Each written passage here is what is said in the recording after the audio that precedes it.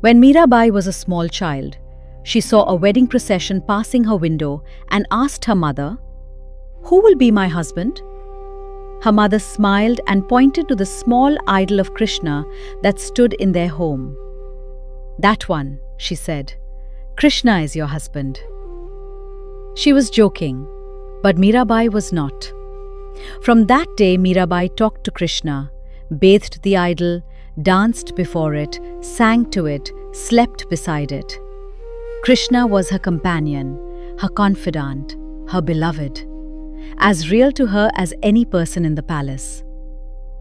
When she was 18, her father arranged her marriage to Bhojraj, the crown prince of Mewar, as royal daughters were married without being asked. Her husband died within a few years of battle wounds. Her in-laws expected her to observe the full customs of Rajput widowhood, complete withdrawal from public life.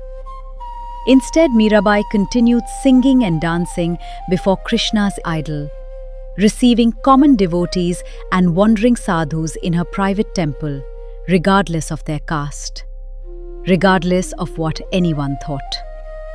Her brother-in-law Vikram Singh decided she had to go. His first move was carefully considered. He sent her a basket with a message that it contained a garland and a gift for her lord. Inside was a cobra. Mirabai received it with folded hands, offered a prayer, and opened the basket. Inside she found a shaligram, a sacred stone, and a garland of flowers. She placed them before her Krishna idol and continued her evening prayers. When Vikram Singh heard the report, he could not understand it. He tried again. This time he sent her a cup of what he said was nectar sent with his blessings. It was poison, the finest and most potent available. Mirabai received it, offered the cup to Krishna as prasad in her prayer, and drank it herself. It tasted like nectar. She slept peacefully that night. Vikram Singh was running out of patience and running out of ideas. He prepared one final arrangement. He sent her a bed fitted beneath with iron nails, covered over with flower petals so that nothing could be seen from above. A servant delivered it with his compliments. Mirabai finished her evening prayers and lay down to rest. She felt nothing but softness. The tradition tells these stories as miracles, and perhaps they were. But what moves me is not the miraculous part. It is the ordinary part that preceded each miracle.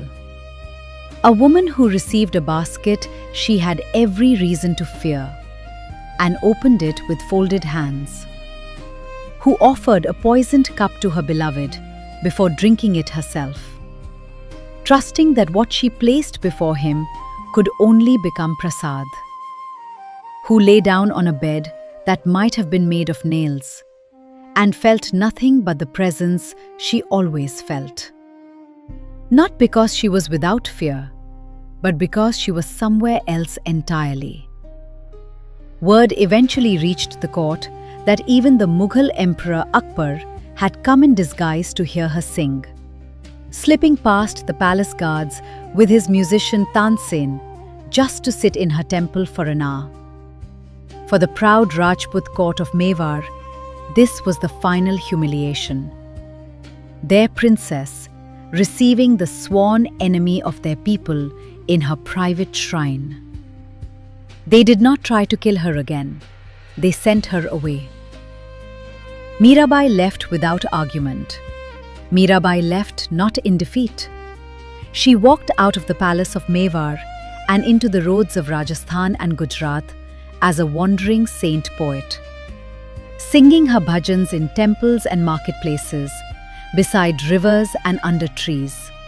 Songs of longing and love for the dark one, the flute player, the one she had been married to since she was small enough to point at his idol and believe her mother's joke. Some 1,200 of those songs survive. They are still sung today across India. She is believed to have merged with Krishna at the temple of Dwarka, simply dissolving into the image, leaving only her sari behind. I'll leave you with one question today. What are you so completely somewhere else about that fear cannot quite find you there?